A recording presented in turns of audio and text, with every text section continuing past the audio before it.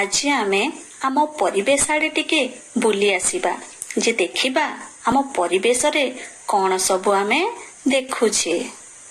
ତୁମେ ଦେଖୁଛ କେତେ ଗୁଡ଼ିଏ ଗଛଲତା, ସୂର୍ଯ୍ୟ, ଝରଣା, ମଣିଷ, ପଶୁପକ୍ଷୀ ଇତ୍ୟାଦି ଆମ ଚାରିଆଡ଼େ ଅଛନ୍ତି। ଏମାନେ ସମସ୍ତେ ପ୍ରକୃତିରୁ ଆପେ ଆପେ ସୃଷ୍ଟି। ତେଣୁ ଆମେ ଏମାନଙ୍କୁ ପ୍ରାକୃତିକ ଜିନିଷ ବୋଲି କହିବା। ଆହୁରି ମଧ୍ୟ କେତେ ଗୁଡ଼ିଏ ଘର, ମାଟି ପାତ୍ର, ସଡ଼କ, କୂଅ ଇତ୍ୟାଦି ଆମ ଚାରିଆଡ଼େ ଅଛନ୍ତି। ଏସବୁକୁ ମଣିଷ ନିଜେ ତିଆରି କରିଛି। ତେଣୁ ଏହାକୁ ଆମେ କୃତ୍ରିମ ଜିନିଷ ବୋଲି କହିବା। ତେବେ ବୁଝିପାରିଲ ତ ପିଲାମାନେ, ଆମେ ଆମ ପରିବେଶ ଚାରିଆଡ଼େ ଭିନ୍ନ ଭିନ୍ନ ଜିନିଷମାନ ଦେଖିଥାଉ।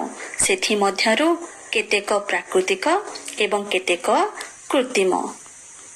ଯେଉଁ ସବୁ ଜିନିଷ ଗୁଡ଼ାକ ମଣିଷ ନିଜେ ତିଆରି କରିଥାଏ ତାକୁ କୃତ୍ରିମ ଏବଂ ଯେଉଁ ସବୁ ଜିନିଷ ଗୁଡ଼ାକ ପ୍ରକୃତିରୁ ସୃଷ୍ଟି ହୋଇଥାଏ ତାକୁ ଆମେ ପ୍ରାକୃତିକ ଜିନିଷ ବୋଲି କହିବା।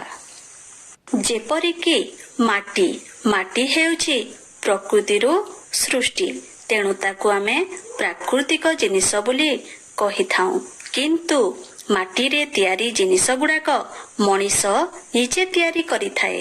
ତେଣୁ ତାକୁ ଆମେ କୃତ୍ରିମ ଜିନିଷ ବୋଲି କହିବା।